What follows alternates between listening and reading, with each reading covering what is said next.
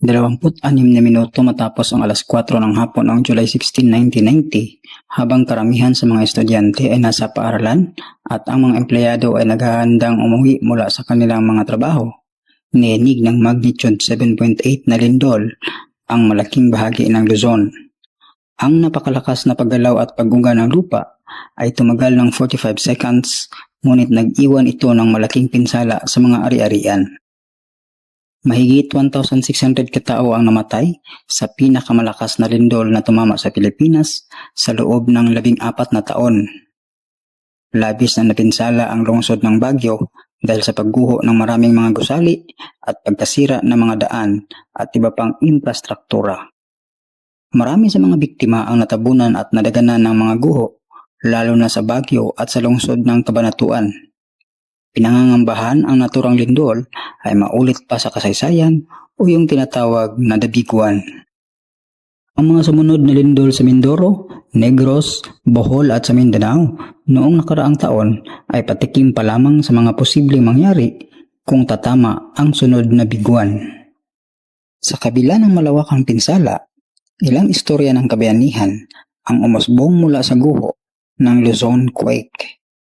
Ngayon, ating balikan ang mga kwento tungkol sa mapaminsalang 1990 Luzon quake at kung anong mga aral ang ating makukuha upang tayo'y maging handa kung tumama man ang pinangangambahang The Big One. Tayo na sa pinakamatinding pagsubok sa taong 1990. Ayon sa Philippine Institute of Volcanology and Seismology o PHIVOLCS, ang lindol ay naramdaman sa buong bahagi ng Luzon. Sentro ng pinsala ang mga rehiyon ng Central Luzon at Cordillera kung saan nasasakop ang Baguio at ang kabuuang lawak nito ay umaabot sa 20,000 square kilometers. Nangyari ang pagyanig ng magsalpukan ang Philippine Fault at Digdig Fault sa bahagi ng Nueva Ecija. Dahil sa paggalaw ng lupa, lumikha ito ng ground rupture o bitak na may habang 125 kilometers mula sa Dingalan, Aurora hanggang sa Quiapo, Nueva Ecija. Nang tumama ang lindol, kasalukuyang nasa kanilang mga paaralan ang mga estudyante sa Luzon at naghahanda pa lamang na lumabas sa kanilang mga trabaho ang mga empleyado. Ito ay tinuturong dahilan kung bakit maraming mga bata ang namatay, kabilang na ang 154 kabataan at mga guro sa Christian College of the Philippines sa Cabanatuan City na malapit sa epicenter ng lindol. Sa Metro Manila, nagpulasan din sa mga opisina ang mga empleyado dahil sa lakas ng pagyanig. Sa lakas ng pagyanig, gumuho ang ilang mga bahagi ng bundok at nagtabunan ng landslide ang Cannon Road at iba pang mga daan papasok ng Baguio. Ang syudad na tinaguri ang Summer Capital of the Philippines ay lubhang napinsala, pati ang Luacan Airport, kaya walang mga eroplano na pwedeng gumamit sa paliparan. Mahigit 20 mga gusali din ang nasira o kaya ay gumuho kabilang ang mga hotel. Ang Hyatt Terraces Hotel ay gumuho at nayupi na parang accordion kung saan mahigit 80 mga empleyado nito at mga guest ang natabunan at namatay. Napasok lamang ng mga sasakyan ang Baguio mga 3 araw pagkatapos ng trahedya at dito tumambad ang kalunos-lunos na sinapit ng syudad. 2 araw matapos ang pagyanig, saka pa lamang nakalapag ang mga helikopter na naghatid ng tulong. Sa kabuuan, mahigit 1,000 ang tinatayang namatay sa Baguio lamang.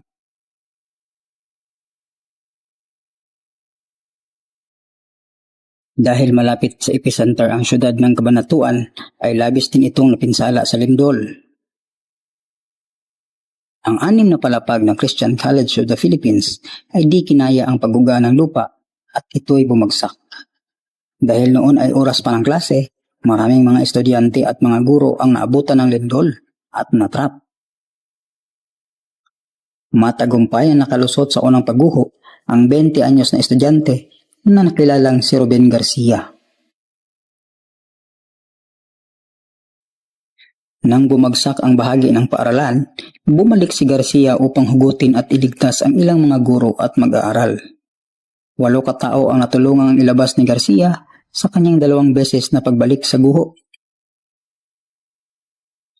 Bumalik pa siya ulit upang tulungang hugutin ang iba pa.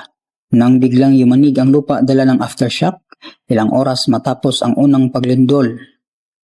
Isang malaking bahagi ng konkretong building ang tumama kay Garcia na kanyang ikinamatay. Sa kanyang kabayanihan, pinarangalan si Garcia ng Boy Scouts of the Philippines at ni Presidente Corazon Aquino.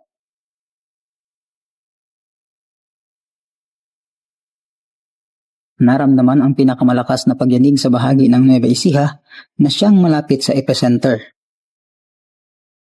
Sa pag-aaral, naramdaman sa Cabanatuan City at mga karatig lugar ang pinakamalakas na pagyanig na umabot sa intensity 9.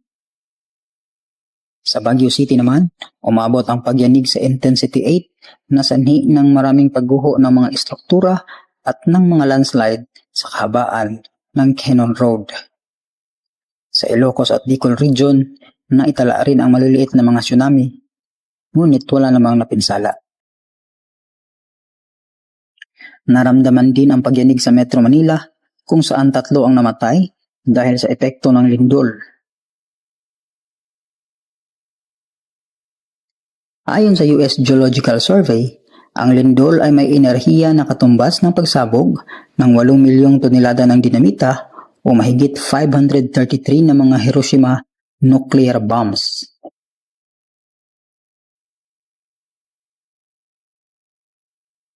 Sinasabing ang fault na gumalaw noong 1990 ay responsable sa mga malalaking pagyanig sa kasaysayan bago pa man ang Baguio Quake. Noong November 30, 1645, niyanig din ang buong Luzon ng napakalakas na lindol. Pagtataya ng mga eksperto, ang naunang lindol ay may sukat na magnitude 7.5. Ito ay epekto ng pag-uumpugan ng San Manuel at Gabaldon Fault sa bandang Nueva Ecija pa rin. Maraming mga gusali sa Maynila na 158 kilometers mula sa epicenter ang nangasira, pati na rito ang Manila Cathedral. Sa kabuuan, mahigit 600 katao ang nasawi sa naturang lindol, kadalasan mga opisyal at paring Kastila. Mga ilang araw lang matapos ang November 1645 quake, sinundan ito ng malakas na aftershock na tinatayang di bababa sa magnitude 7. Di pa tiyak kung ang 1990 Luzon quake ay recurrence period o yung tinatawag na pagbabalik ng isang pangyayari sa naganap noong 1645 o 350 taon na interval.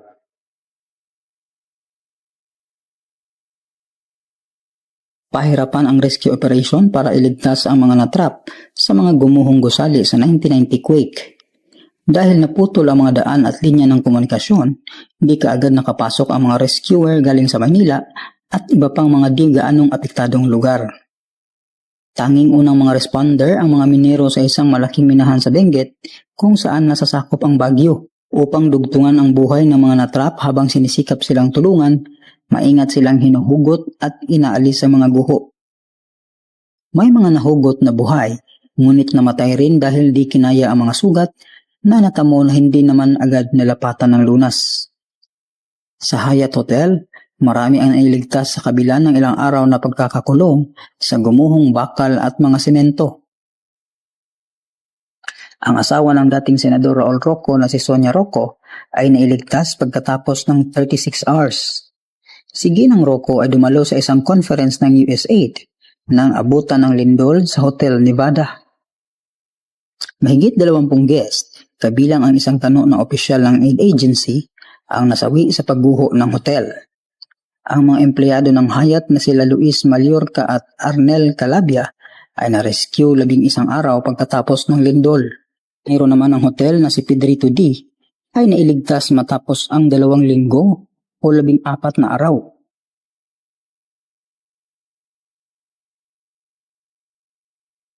Upang labanan ang matinding uhaw at dehydration, uminom umano ang 3 ng kanilang mga ihi at tubig ulan.